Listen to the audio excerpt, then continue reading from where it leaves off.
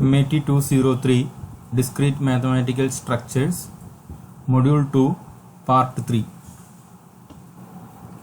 Logical Implication Rule of Inference. An argument form or argument is a sequence of statements. All statements but the last one are called premise or hypothesis. The final statement is called the conclusion. An argument is valid if the conclusion is true whenever all the premises are true. That is, if the propositional form is a tautology.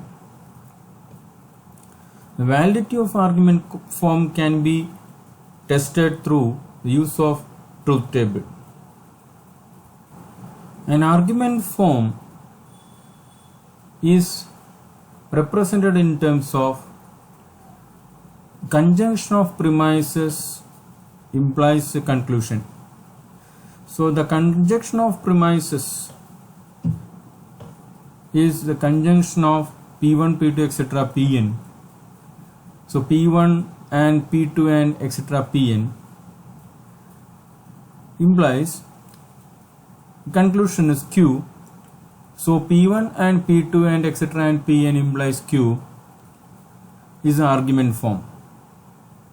This argument form is valid whenever the premises are true, or in other words, P1 and P2 and etc. and Pn implies Q is a tautology. If any one of P1 etc. Pn is false, the implication is automatically true.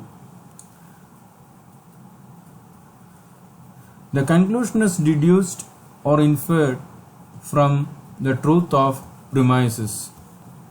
For example, consider the propositions PQR, where P denotes Roger studies. Q is the proposition Roger plays racquetball. R is the proposition Roger passes discrete mathematics. Let P1, P2, P3 denote the premises, where P1 is the premise. If Roger studies, then he will pass discrete mathematics. P2 is the premise. If Roger does not play racquetball, then he will study. P3 is the premise. Roger failed discrete mathematics. So we need to determine the validity of argument form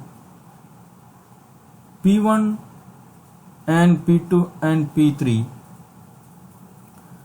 implies Q. For that, construct the truth table corresponding to the argument form P1 and P2 and P3 implies Q.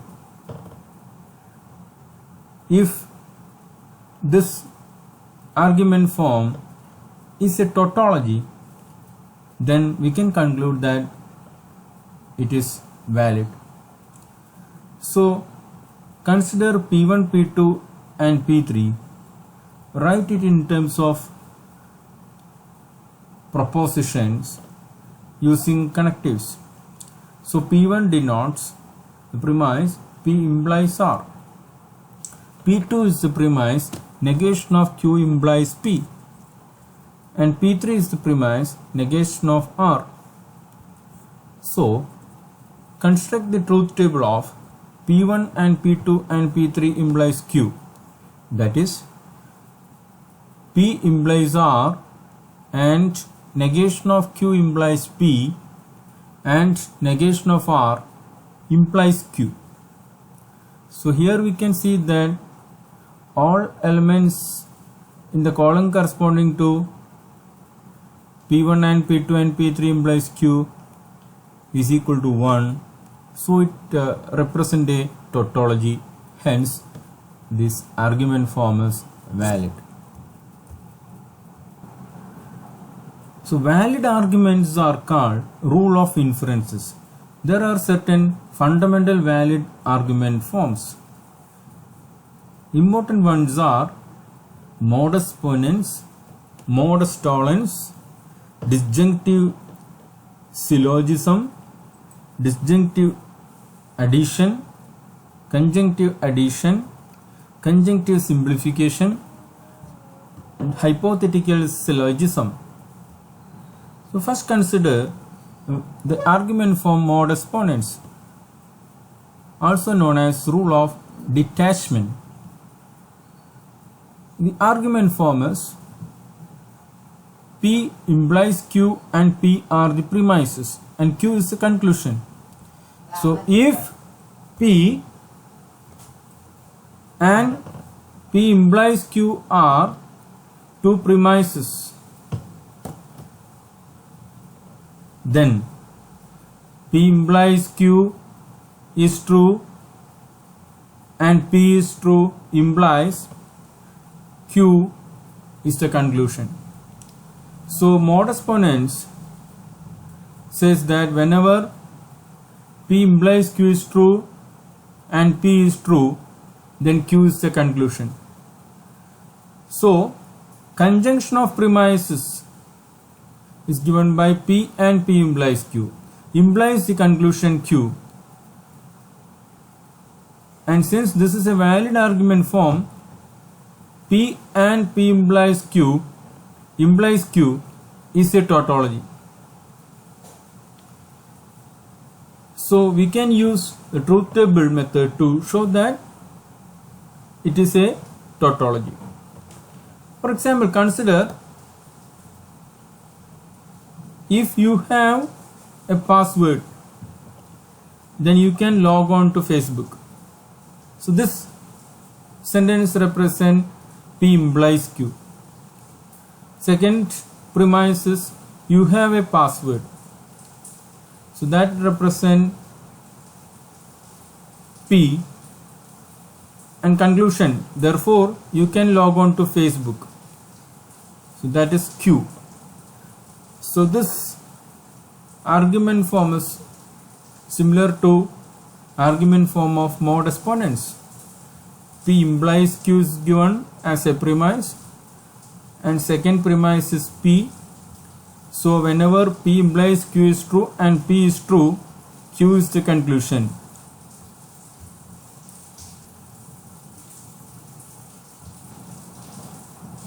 Another example, Lydia wins a $10 million lottery. If Lydia wins a $10 million lottery, then K will quit her job. Therefore, K will quit her job. So consider this argument form. This is similar to the argument form of modus ponens. The first sentence is P implies Q, second is Q, and the assumption is P is true. That is, Lydia wins a $10 million lottery. So P is true, P implies Q is true. So P implies Q is true and P is true. Conjunction of premise, P implies Q and P implies Q, therefore Q. So according to rule of modus ponens, this argument form is valid. Another example, if Alison vacation in Paris, then she will have to win a scholarship. We consider it as P implies Q. Alison is vacationing in Paris, so that is P. Hence by modus ponens, the conclusion is therefore Alison won a scholarship, Q. Hypothetical syllogism. If P implies Q and Q implies R are two premises, then by a rule of hypothetical syllogism, P implies R is the conclusion. So P implies Q is true, Q implies R is true, therefore P implies R is the conclusion. For example, consider, if it rains, I shall not go to school. If I don't go to school, I won't need to do homework. So consider the given sentences as P implies Q and Q implies R. So by rule of hypothetical syllogism, P implies R is the conclusion. So P implies R is, if it rains, then I won't need to do homework. And also, when we consider conjunction of premise implies conclusion, that well formed formula is a tautology. That is, P implies Q and Q implies R implies P implies R is always a tautology. Here is another example of hypothetical syllogism. If the integer 35,244 is divisible by 396, then the integer 35,244 is divisible by 66. So that represents P implies Q. If the integer 35,244 is divisible by 66, then the integer 35,244 is divisible by 3. So this represents Q implies R. And by hypothetical syllogism, P implies R is the conclusion. So therefore, if the integer 35,244 is divisible by 396, then the integer 35,244 is divisible by 3. Another example, Rita is baking a cake. If Rita is baking a cake, then she is not practicing her flute. If Rita is not practicing her flute, then her father will not buy her a car. Therefore, the conclusion is Rita's father will not buy her a car. So here P is the premise, P implies negation Q is another premise, and negation Q implies negation R is the third premise. So when you apply hypothetical syllogism on second and third premises, that is on P implies negation Q and negation Q implies negation R, we get the conclusion P implies negation R. But when we consider modus ponens, whenever P implies negation R is true and P is true, then negation R is the conclusion according to the rule of modus ponens. So by clubbing two rule of inferences, that is hypothetical syllogism and modus ponens, we get a conclusion Rita's father will not buy her a car, negation of R. So we can derive a conclusion without using truth table. Without using truth table. That is, consider the derived forms from the given premises. So given premises are P implies negation Q and negation Q implies negation R. And we need to derive a conclusion negation R. So P implies negation Q is a premise given, negation Q implies negation R is a premise given, and using hypothetical syllogism on step 1 and 2, we get conclusion P implies negation R. But P is a premise, therefore by applying modus ponens on third and fourth step, we get negation R. So this is a way of getting conclusion without using truth table. Using truth table, we need to show that the statement formula conjunction of premise implies conclusion is a tautology. So here conjunction of premises are P and P implies negation Q and negation Q implies negation R implies negation R is a tautology. Another argument form is modus tollens. if P implies Q and negation Q are two premises, then negation P is the conclusion. So whenever P implies Q is true and negation Q is true, then negation P is the conclusion. For example, if you have a password, then you can log on to Facebook. You cannot log on to Facebook, therefore you do not have a password. So first sentence we can write in the form P implies Q. Second one, it is negation of Q. So P implies Q is true, negation of Q is true, hence the conclusion is negation of P. Negation of P is you do not have a password. Another example, if Connie is selected the president of Phi Delta sorority, then Helen will pledge that sorority. It is P implies Q. Helen did not pledge Phi Delta sorority. It's negation Q.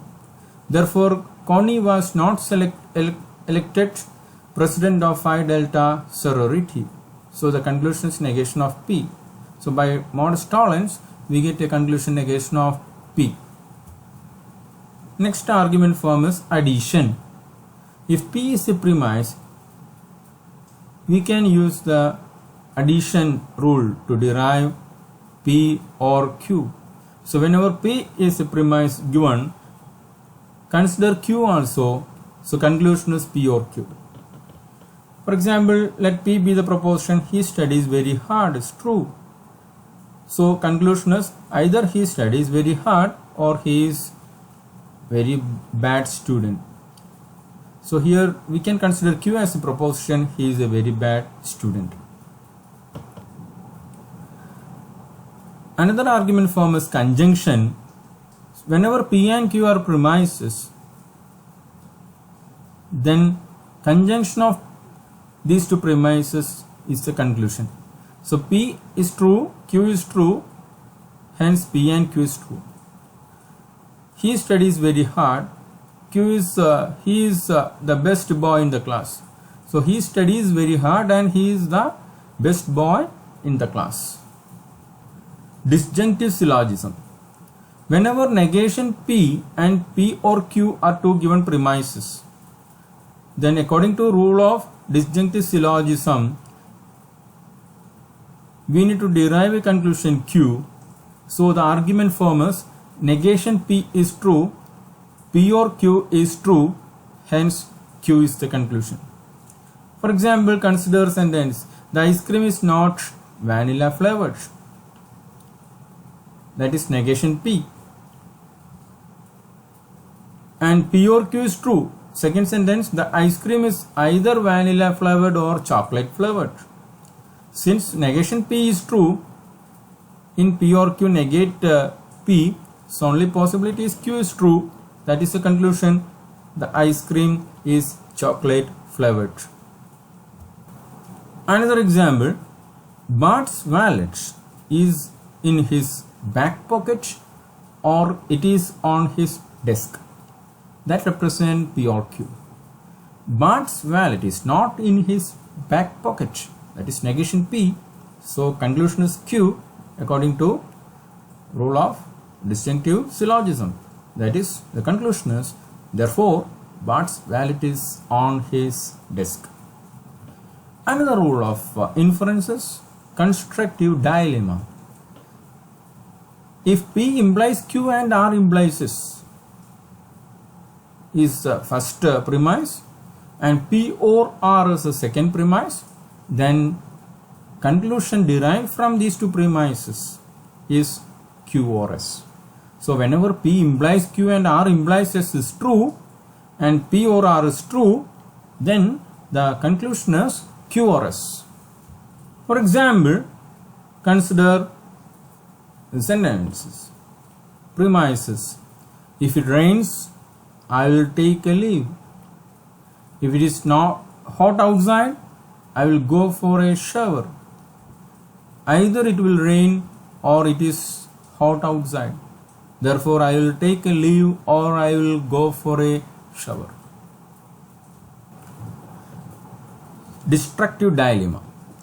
if P implies Q and R implies S, and negation Q or negation S are two premises given, then destructive dilemma gives a conclusion P or R. That is, P implies Q and R implies S is true, and also negation Q or negation S is true, then conclusion is P or R. Simplification. If P and Q is a premise which is true, then P is a derived conclusion or Q is a derived conclusion. Example, he studies very hard and he is the best boy in the class. Therefore, he studies very hard. Rule of contradiction. Let P denote an arbitrary statement and F not a contradiction. Negation P implies F not implies P is a tautology. Negation P implies F not. Basic argument forms are summarized in this table: modus ponens, modus tollens, hypothetical syllogism, disjunctive syllogism, constructive dilemma, destructive dilemma, simplification, conjunction, addition, composition, and also De Morgan's law, commutation, association. So we can use these fundamental argument forms to derive a conclusion without using truth table. For example, derive the conclusion negation P from the premises P implies R, R implies S, T or negation S, and negation T or U, negation U. So consider the steps. Statement P implies R is given premise, R implies S is another premise. Apply the syllogism on first and second step. So we get P implies S the derived conclusion, and use premise T or negation S so that we get the conclusion negation S or T by considering third step and commutative law, and negation S or T is equivalent to S implies T by logical equivalence. Negation P or Q, P implies Q is logically equivalent to negation of P or Q.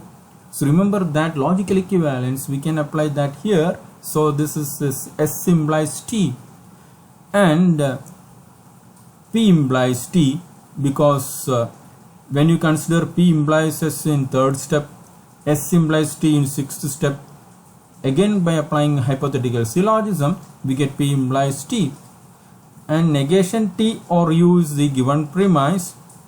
So by equivalence we get T implies U, because again by applying logical equivalence we can convert that into T implies U. Club these two, P implies T and T implies U. By applying syllogism we get P implies U as the conclusion, so that here P implies U is true, and but negation U is one premise given. So by applying modus tollens we get negation P as a derived conclusion. Another example, the premises are P implies Q, Q implies R and S, negation R or negation T or U, P and T, and conclusion is U. So we need to show that U is a conclusion derived from given premises. So first consider the premise P implies Q, second premise Q implies R and S. So by applying hypothetical syllogism on first and second step we get P implies R and S.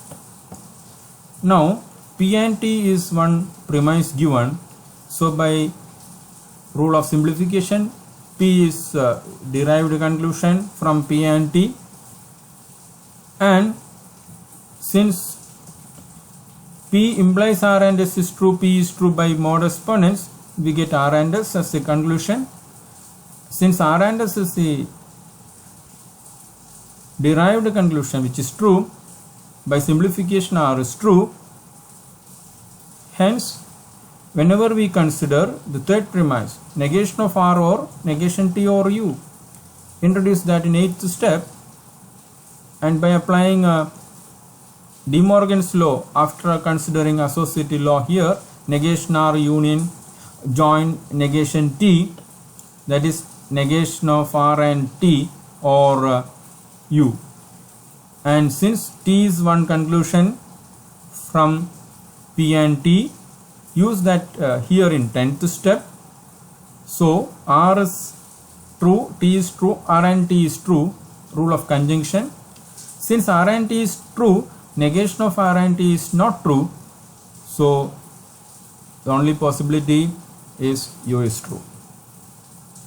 Therefore, we derive this conclusion. So this is another example given. Introduce the premises R implies T, negation T, and derive a conclusion P